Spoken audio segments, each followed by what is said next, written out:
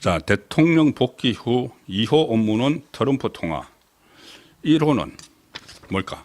자, 제가 지금 말씀드린 이제 그런 상황이 전개가 돼서 윤석열 대통령이 직무에 복귀를 하면은 이제 용산 집무실로 다시 출근을 하게 되죠. 자, 그러면은 오늘 이런 조사, 여론조사가 하나 나왔습니다. 상당히 저는 이게 필요했다고 보는데 미리 어떤 조사냐면은 뉴스핌 의뢰를 받아서 미디어 리서치가 조사를 한 겁니다. 조사를 했는데 조사 설문이 뭐냐면은 만약 윤 대통령에 대한 탄핵이 기각돼서 직무에 복귀한다면 가장 우선적으로 처리해야 할 일은 다음 중 무엇이라고 생각하십니까? 다음 중 그러니까는 예시를 했죠. 예시를 했습니다. 예시를 했는데 그 중에서 1위는 응답자 30.6%가 이거 먼저 해야 된다. 그 대답한 게 있습니다. 이 대통령이 이제 직무를 딱 복귀를 하면은 그게 뭐냐? 이거 예시가 된 겁니다. 주관식이 아니고 객관식이죠. 대국민 사과 및 국민 통합안 제시. 대국민 사과 및 국민 통합안 제시. 아주 원론적이죠. 원칙론적이죠. 원론이라는 원칙론적.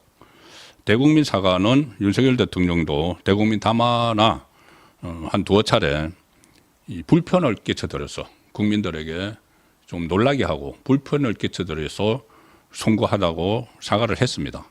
그 이제 복귀를 하면은 다시 이제 사과가 필요하다는 이야기고 국민 통합안 제시 이것도 국론이 많이 분열되고 이재명 쪽에서 막 프레임을 내란죄 프레임을 만들고 이래서 국론이 분열돼 있으니까 그것을 좀 통합을 시키는 그런 안을 제시한다.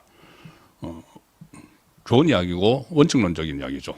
그리고 두 번째가 뭐냐면 제가 트럼프 이야기를 했는데 미국 등 외교 정상화가 20.6%입니다. 지금 이 트럼프 2기에 들어서서 관세 정책이나 이런 것 가지고 세계를 뒤흔들고 있는데 한국은 지금 거기에 기업인들이 적극적으로 대처를 하고 물론 최상목 그 대행도 발빠르게 본인이 이제 경제통이니까 그렇게 하고 있지만 아무래도 대행의 대행 체제에서 아직 그 최상목 대행과 트럼프가 통하다 못했습니다.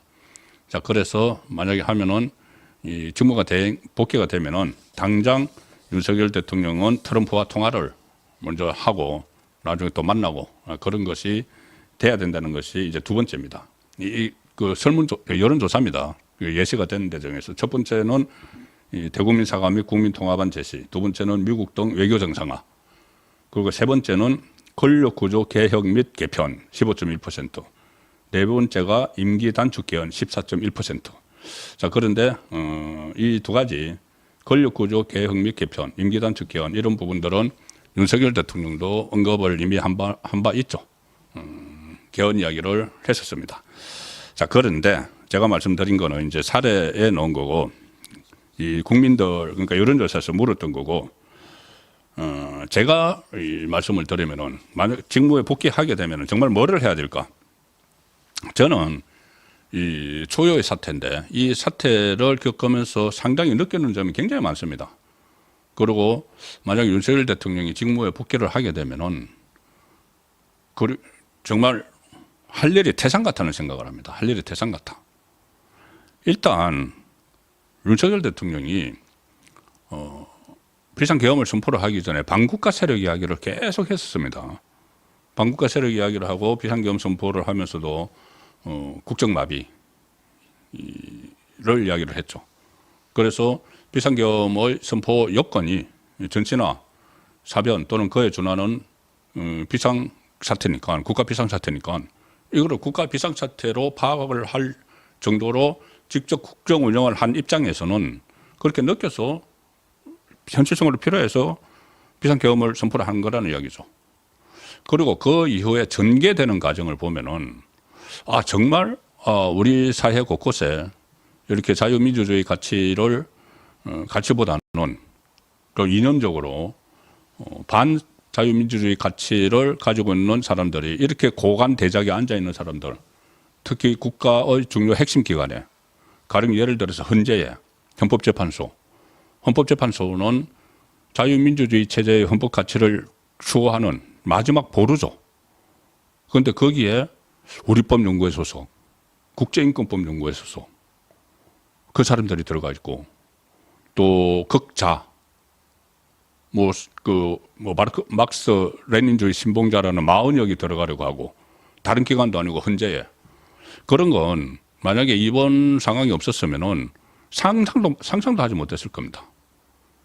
자, 그런데 이 헌재에 문형배뿐이 아니고 이미선, 정계선 이렇게 우리법연구회, 일설에는 우리법연구회의 우리법이 북한법을 이야기한다는 이야기도 있습니다. 뭐 확인이 안 됐기 때문에 그런 이야기가 있다는 말씀만 드리는 것이죠.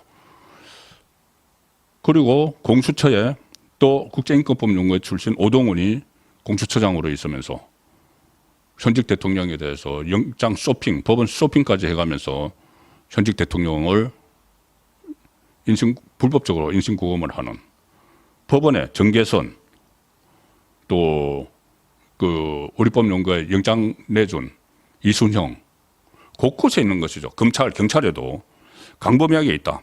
그래서 이 것을 한꺼번에 싹 썰어버리거나 이렇게는 못하죠. 뭐 임기도 있고 뭐 하지만은 어쨌든 이 상황을 알았으니까 이 정도로 곳곳에 있구나. 이러다가 가령 이렇게 되는 겁니다. 지금 각 국가기관에, 중요한 국가기관에 사회주의 성향을 가진 사람들이 포진해 있는데, 지금 정권이 만약에 바뀌면은 민주당이 다수당으로 아주 3년을 더 해야 되죠. 3년을 더 하는데 압도적 다수당으로. 그런데 여러 가지 사회주의적인 성격의 법안을 계속 제출을 했죠. 통과를 시켰죠. 무슨 노란봉투법, 양곡법, 25만 원 지원법 이런 것들은 사회주의적인 성향의 법안들인데 여기에 대해서 윤석열 대통령이 거부권을 행사를 해왔습니다. 그런데 만약에 좌파가 집권하면 거부권 행사 안 되죠. 그런 거는 사회주의적인 법안들이 전부 다 제도가 돼버리고, 한쪽에서는 국가기관에서는 이런 사람들이, 좌파 성향의 이런 사람들이 장악을 하고, 그게 곧 사회주의 국가가 돼버리는 일이죠. 그리고 포퓰리즘 정책을 써가지고 나라 경제 망치고 그럴 가능성이 상당히 높습니다. 그래서 제가 지금 대통령이 현 상황에서 이렇게 만약에 물러나서 조기 대선이 치러지고 하면은 엄청난 위험이 기다리고 있다는 것을 계속 말씀을 드리는 겁니다. 그래서 다시 돌아와서 윤석열 대통령 할 일은 이 한꺼번에 못해도 순차적으로 정리를 해야 되고, 그 다음에 이재명 적법 절차에 따라서 신속하게 처벌을 하는 여론을 형성을 해서 더 이상 무슨 재판 지연 이런 거 못하도록 여론을 또 한계를 시켜서 이재명은 그대로만 가면은 올 상반기 중에 모든 건 날아갑니다. 대법원 합격 판결 받아서. 그럼 윤석열 대통령이 직무에 복귀를 하면은 조금 전에 말씀드리는 여러 가지 할 일이 있는데, 만약에 이재명이 여전히 정치권에 앉아 있으면은 또 발목을 잡겠죠. 그런데 그때는 이재명이 없기 때문에, 정치권에 없기 때문에 국정 성과도 낼 수 있다. 자, 그런 청사진이 가장 최상의 로드맵 시나리오 아닌가 싶습니다.